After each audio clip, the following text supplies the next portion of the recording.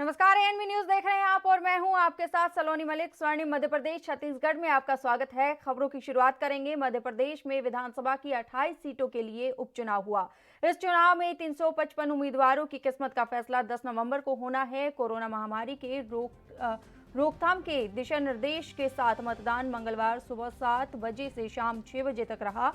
मतदान केंद्र पर लोगों की थर्मल स्क्रीनिंग और सैनिटाइजेशन के इंतजाम किए गए। उपचुनाव का पर सीएम शिवराज सिंह चौहान और कांग्रेस से बीजेपी में आए ज्योतिरादित्य सिंधिया के लिए अग्नि परीक्षा माना जा रहा है। मध्य प्रदेश के इतिहास में पहली बार इतनी ज्यादा विधानसभा सीटों पर एक साथ उपचुनाव हुआ है। वहीं केंद्रीय मंत्री और बीजेपी नेता नरेंद्र सिंह तोमर ने ग्वालियर में एक मतदान केंद्र में अपना वोट डाला। बीजेपी प्रत्याशी प्रद्युम्न सिंह तोमर ने ग्वालियर में मतदान केंद्र में अपना वोट डाला। बीजेपी नेता ज्योतिरादित्य सिंधिया ने भी ग्वालियर में ही मतदान किया और ग्वालियर की डबरा विधानसभा सीट से बीजेपी प्रत्याशी इमरती देवी जनता स्कूल में वोट डालने पहुंची। वहीं धार में बीजेपी नेता राज्यवर्धन सिंह ने भी वोट डाला।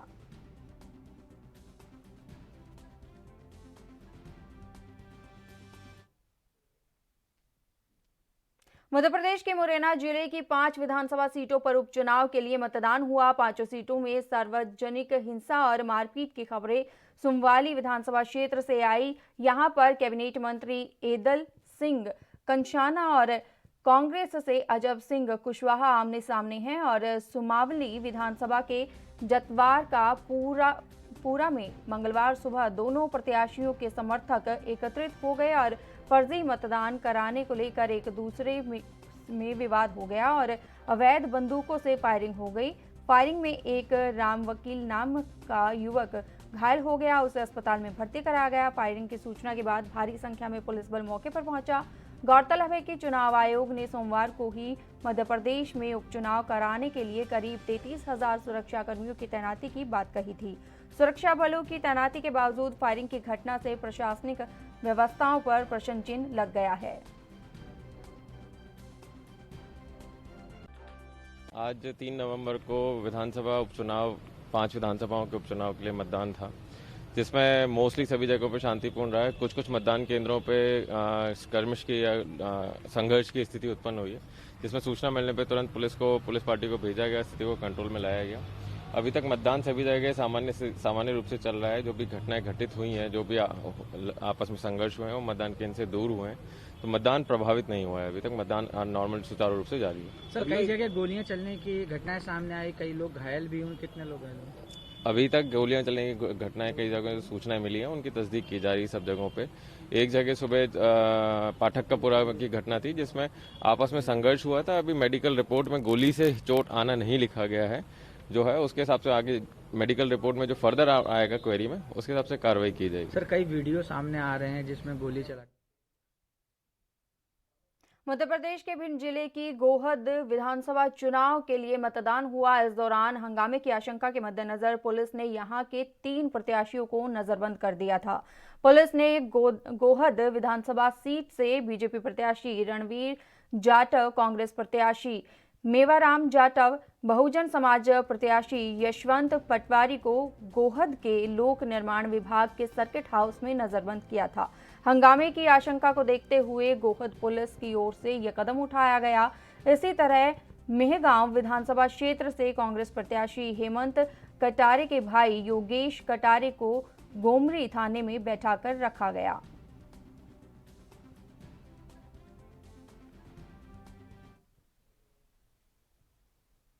मध्य प्रदेश में 28 विधानसभा सीटों में उपचुनाव के बीच पूर्व मुख्यमंत्री और वरिष्ठ कांग्रेस नेता दिग्विजय सिंह ने ईवीएम की विश्वसनीयता को लेकर ट्वीट किया। सिंह ने ट्वीट में कहा कि तकनीकी युग में विकसित देश ईवीएम पर भरोसा नहीं करते हैं, लेकिन भारत और कुछ छोटे देशों में ईवीएम से चुनाव होते हैं। उन्होंने सवाल उठाते हुए कहा कि विकसित देश क्यों नहीं कराते, क्योंकि उन्हें ईवीएम पर भरोसा नहीं है, क्योंकि जिसमें चिप है वो हैक भी हो सकती है। देश में अनेक नेता समय समय पर ईवीएम को लेकर सवाल उठाते रहे हैं।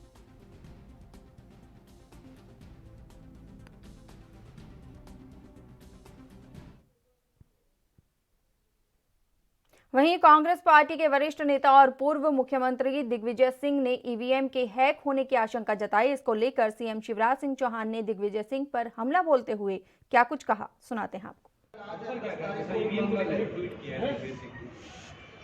एक पहले से हार की भूमिका बनाने लगी कांग्रेस। अब दिग्विजय जी ईवीएम पे सवाल उठा रहे हैं। यही ईवीएम थी जिसमें से 2018 में 114 सीटें कांग्रेस को मिली थी, तब ईवीएम अच्छी थी। और अब जब उनको लग रहा है कि पूरी तरह पराजित हो रहे हैं, तो सारा दोष ईवीएम पे मर दो और खुद छुट्टी पा जाओ। मध्य प्रदेश की 28 विधानसभा सीटों पर मतदान किया गया। इसी बीच प्रदेश के पूर्व सीएम कमलनाथ का बड़ा बयान सामने आया। उन्होंने कहा कि शिवराज को झूठी घोषणाओं का परिणाम 10 तारीख को मिलेगा। मध्य प्रदेश के मतदाता सीधे हैं, भोले हैं, पर मूर्ख नहीं हैं। उन्हें एहसास हो रहा है, जनता का मन का एहसास हो रहा है कि मध्य प्रदेश के मतदाता सीधे साधे हैं, सरल स्वभाव के हैं, भोले भाले हैं, पर मूर्ख नहीं हैं। और जिस प्रकार उनके साथ 15 साल धोखा हुआ, जिस प्रकार उनके साथ 8 महीना मध्य प्रदेश के भविष्य के साथ खिलवाड़ किया गया, सौदे की सरकार बना के, बिकाऊ सरकार बना के, ये मध्य प्रदेश के मतदाता और खास 28 सीटों के मतदाता कभी स्वीकार नहीं करेंगे। जितना झूठ बोलने शिवराज सिंह जी का सहारा केवल झूठ बचा है, झूठ और घोषणाएं। इसके अलावा उनके पास पिछले 6 महीने में कुछ नहीं बचा था। आज वो झूठ और वो घोषणाओं का परिणाम अब 10 तारीख को। मध्य प्रदेश के इंदौर के इंडेक्स कॉलेज मतदान केंद्र में उस वक्त बवाल हो गया जब कांग्रेस के सांवेर विधानसभा प्रत्याशी प्रेमचंद गुड्डू ने एक संदिग्ध मतदाता को मतदान करते हुए पकड़ा। दरअसल मामला इंदौर के इंडेक्स मेडिकल कॉलेज का है, जहां कांग्रेस प्रत्याशी प्रेमचंद गुड्डू और सदाशिव यादव को एक संदिग्ध मतदाता मिला, जिसके पास कोई भी वैधानिक वोटर आईडी नहीं थी और 2-3 बार मतदान केंद्र में जाता हुआ नजर आया। इस दौरान उनकी वहां मौजूद एसडीएम और अन्य अधिकारियों से तीखी बहस हो गई। फिलहाल पुलिस ने मामला दर्ज कर आगे की कार्रवाई शुरू कर दी है।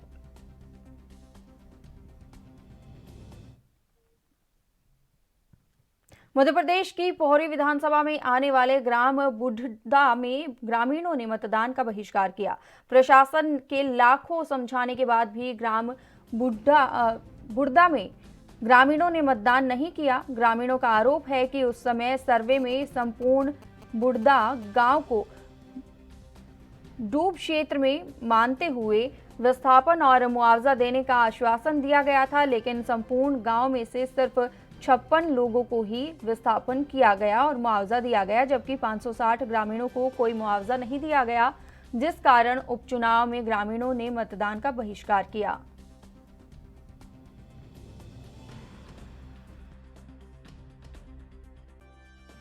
मामला ये है कि शिवराज सिंह के यहाँ चले गए, सिंधिया जी के चले गए, नरेंद्र सिंह तोमर के यहाँ चले गए, पूरे प्रशासन में पूरे गांव के फिर के परेशान हो गए। हमारी किसी ने नहीं सुनी। किस बात को लेकर? ये व्यवस्थापन के चक्कर में तीनों तरफ पानी भरा है और ज़मीन है नहीं, बिल्कुल मजदूरी कहाँ से करें, क्या करें, भूखे मर रहे हैं। और इसको बस यही है कि व्यवस्थापन पूरा काम नहीं लेगा। मध्य प्रदेश के रीवा में पुलिस को बड़ी कामयाबी मिली है, जहां 65 वर्षीय महिला के साथ दुष्कर्म करने वाले आरोपी को पुलिस ने गिरफ्तार कर लिया है। बताया जा रहा है कि 2 दिन पहले वृद्ध महिला दुकान में दवा लेने गई थी। वापस लौटते हुए खेत की ओर से महिला घर जा रही थी, तभी आरोपी खेत पर घात लगाए हुए बैठा हुआ था। जब महिला वापस लौटते हुए खेत पहुंची तो आरोपी ने महिला को पकड़ लिया और उसके साथ दुष्कर्म किया। इस घटना के बाद पुलिस के चिल्लाने की आवाज महिला की चिल्लाने की आवाज खेत मालिक को सुनाई दी और गोविंदगढ़ थाने में जाकर पीड़ित महिला के साथ शिकायत दर्ज करवाई, जिसके बाद पुलिस ने टीम गठित कर आरोपी को गिरफ्तार कर लिया है।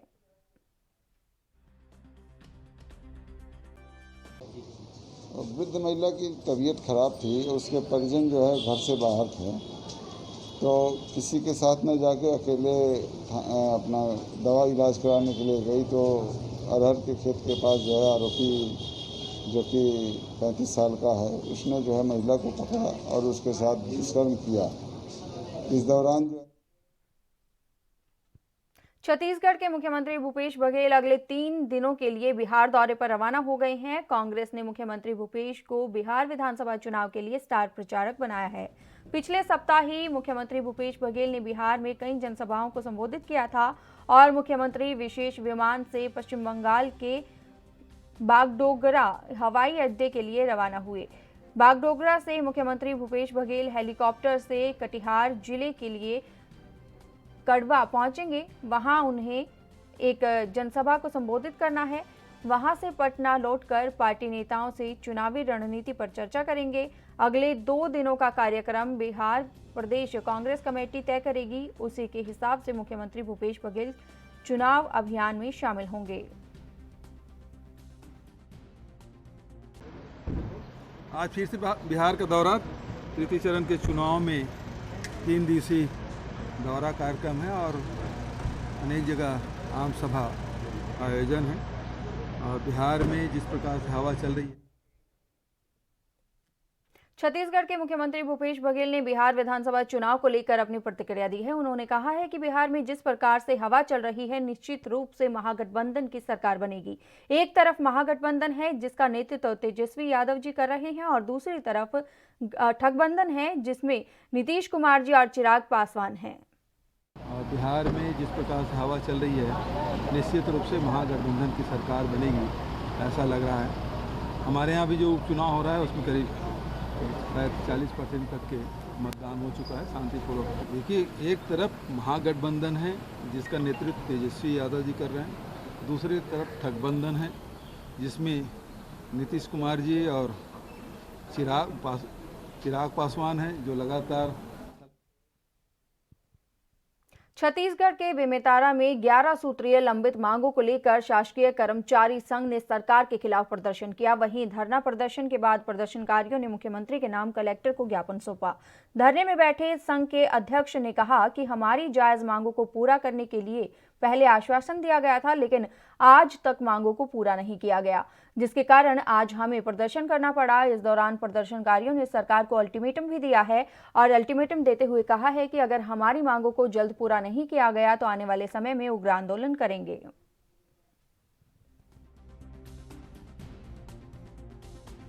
ये हम लोगों का सरकार के खिलाफ धरना प्रदर्शन 3 दिनों से चल रहा है और अधिकारी कर्मचारी फेडरेशन के बैनर तले हम लोग धरना प्रदर्शन कर रहे हैं। हम लोगों की 3 मांग पूरा नहीं हो रही है। लिपिक और संवर्ग की महंगाई भत्ता शासन नहीं दे रही है, जुलाई से वेतन वृद्धि है वो बाकी है, अनुकंपा नियुक्ति है जो बिना शर्त देना चाहिए, कोरोना संक्रमण में जो मृतक कर्मचारी उनको 50 लाख का मुआवजा देना चाहिए।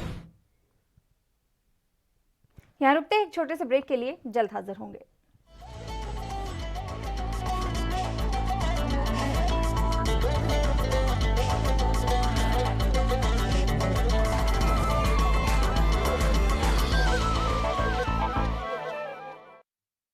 क्या आप दुबले पतले कमजोर हैं? आपकी सेहत नहीं बनती, भूख कम लगती है, वजन नहीं बढ़ता। दरअसल मेन बात खाना पीना खाना नहीं है, मेन बात है खाया पिया लगना। और अगर खाया पिया लगेगा ही नहीं तो सेहत बनेगी कैसे? इसलिए हमारी संस्था सन्यासी आयुर्वेदा ने एक ऐसी दवा बनाई है जो कि आपके पाचन तंत्र को, आपके लीवर सिस्टम को ठीक करने का काम करती है, ताकि आप जो भी खाएं उसका पूरे का पूरा निचोड़ आपके शरीर को लगे, आपकी भूख बढ़े, खाया पिया सही से लगे, नया खून बने, हड्डियों में जान आए, वजन बढ़े, ताकत बढ़े, चेहरे पर नूर आए और आप मोटे तगड़े खूबसूरत पर्सनैलिटी के मालिक बन जाएं। यह दवा पूरी तरह से आयुर्वेदिक होती है। इसका शरीर पर कोई भी साइड इफेक्ट, कोई भी नुकसान या दुष्प्रभाव नहीं होता। लड़के लड़कियां दोनों इसका इस्तेमाल कर सकते हैं और पहले 15 दिन के अंदर ही आपको इसका असर महसूस हो जाएगा। सिर्फ 650 रुपए की पूरे 1 महीने की दवा होती है और आप इसे घर बैठे 01145454545 पर फोन करके दवा मंगवा सकते हैं।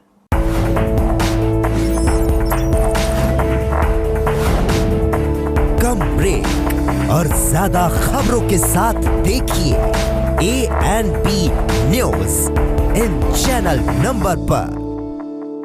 ऐसे घमंडी सरकार के खिलाफ अब चुप्पी तोड़ेंगे हम। बिहार में बदलाव जरूरी है और इसलिए कांग्रेस महागठबंधन को वोट दें। लखनऊ से लेकर चंडीगढ़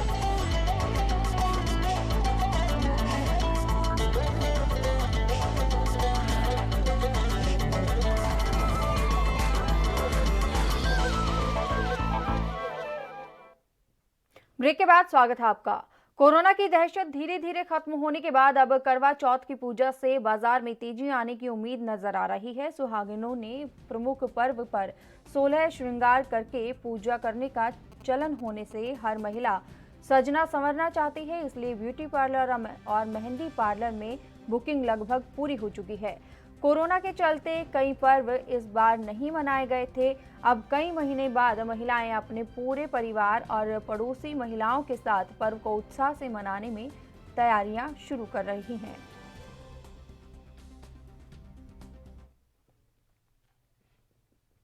छत्तीसगढ़ के मुंगेली में खेत के धान फसल में अज्ञात महिला का शव मिला है। शव मिलने से पूरे इलाके में हड़कंप मच गया है।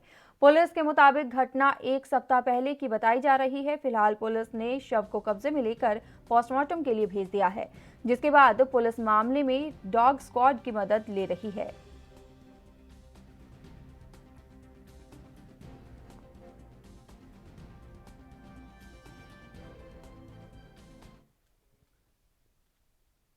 खबर छत्तीसगढ़ के जांजगीर से है, जहां शासकीय तृतीय वर्ग कर्मचारी संघ के अधिकारी कर्मचारियों ने धरना प्रदर्शन किया। बता दें कि वेतन विसंगति, महंगाई भत्ता, डीए समेत 11 सूत्रीय मांगों को लेकर प्रदर्शन कर रहे हैं। इस दौरान कर्मचारी भवन से रैली निकालकर एसडीएम कार्यालय पहुंचे और मुख्यमंत्री के नाम एसडीएम को ज्ञापन सौंपा, जिसमें प्रदर्शनकारियों ने सभी 11 सूत्रीय मांगों को जल्द पूरा करवाने की मांग की है।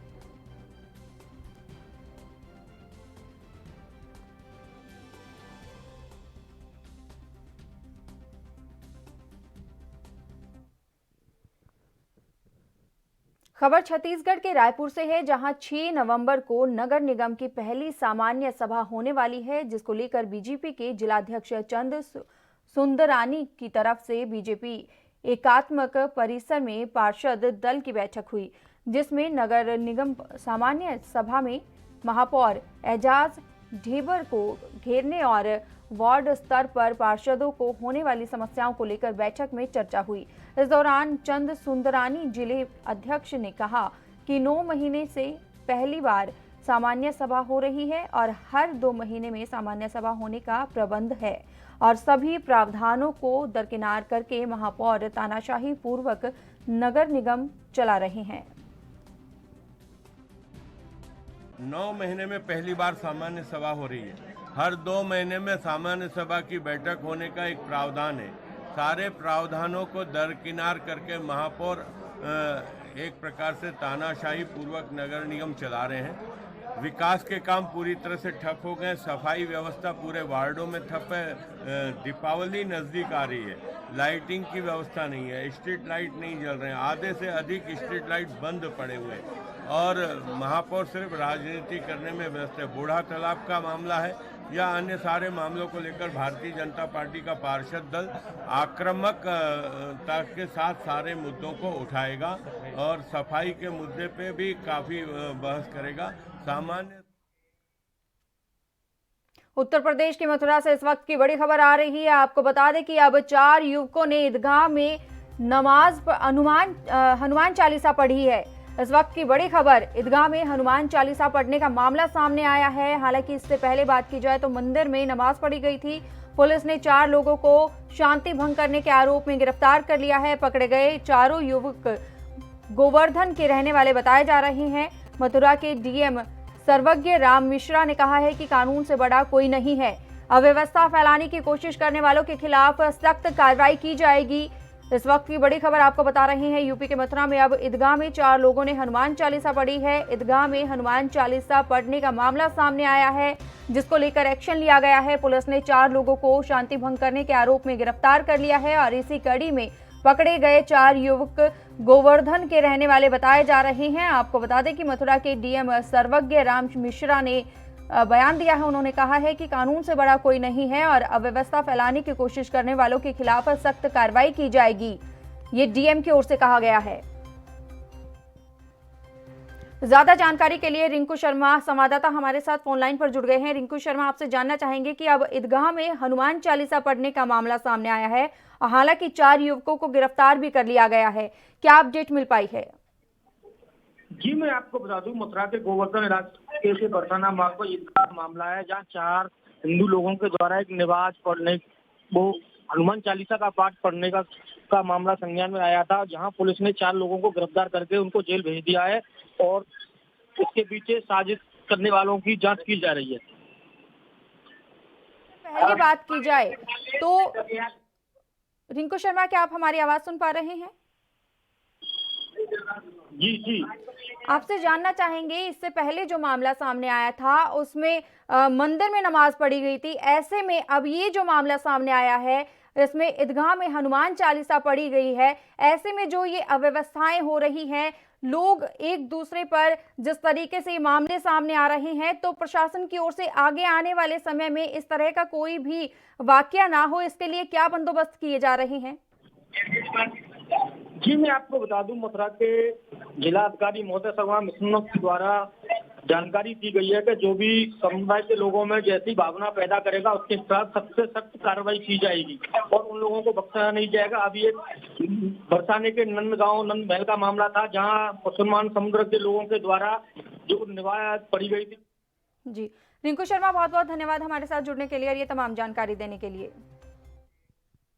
छत्तीसगढ़ के कोरबा में दीपावली के त्योहार के मौके पर इस साल भी पटाखे बाजार सजेंगे। इस साल पेट्रोलियम और विस्फोटक सुरक्षा संगठन के मुताबिक लाइसेंसधारी पटाखा दुकानदार विदेशी मूल के आतिशबाजी पटाखों को बेच और खरीद नहीं सकेंगे। इसको लेकर पटाखा बाजार पर प्रशासन की सख्त निगाहें बनी हुई है। बता दें कि गली मोहल्ले में पटाखा दुकान नहीं लगेंगी। नगर निगम क्षेत्र में 5 जगहों पर जोनवार संयुक्त रूप से पटाखा बाजार लगेगा। कटघोरा नगर पालिका क्षेत्र के मेला ग्राउंड पर, दीपका में बस स्टैंड मैदान पर और पाली में टैक्सी स्टैंड मैदान पर पटाखा दुकानें लगेंगी। पटाखा व्यापारियों और खरीदारों को निर्धारित कोविड प्रोटोकॉल का पालन करना होगा। इसके साथ ही पटाखों और आतिशबाजियों के भंडारण और बिक्री के लिए पेट्रोलियम और विस्फोटक सुरक्षा संगठन भारत सरकार के निर्धारित नियमों का भी पालन करना होगा।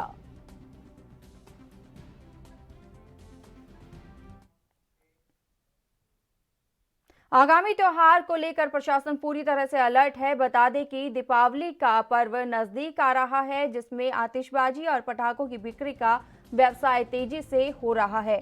देवी देवताओं वाली लगी तस्वीरों वाली हवन सामग्री, धूप, अगरबत्ती, होली के रंगों के पैकेट, दिवाली पर चलने वाले पटाखों के पैकेट जैसी वस्तुएं बैन होनी चाहिए, क्योंकि इन वस्तुओं को इस्तेमाल करने के बाद पैकेटों को लेकर कूड़ेदान सड़कों गलियों में फेंक देते हैं, जो हिंदू देवी देवताओं का निरादर है, हिंदुओं की भावना को ठेस पहुंचाती है। इन्हीं अव्यवस्थाओं को लेकर आस्थाओं को ध्यान में रखकर राजनांदगांव जिले के डोंगरगढ़ में हिंदू युवा मंच के कार्यकर्ताओं की तरफ से जिला कलेक्टर, एसडीएम और मुख्य नगर पालिका अधिकारी के नाम ज्ञापन सौंपकर हिंदू धर्म के देवी देवताओं की फोटो लगे पटाखों की बिक्री पर प्रतिबंध लगाने की मांग की गई है। इस बुलेटिन में मेरे साथ इतना ही। देश और दुनिया की तमाम खबरों के लिए बने रहिए एएनबी न्यूज के साथ। नमस्कार।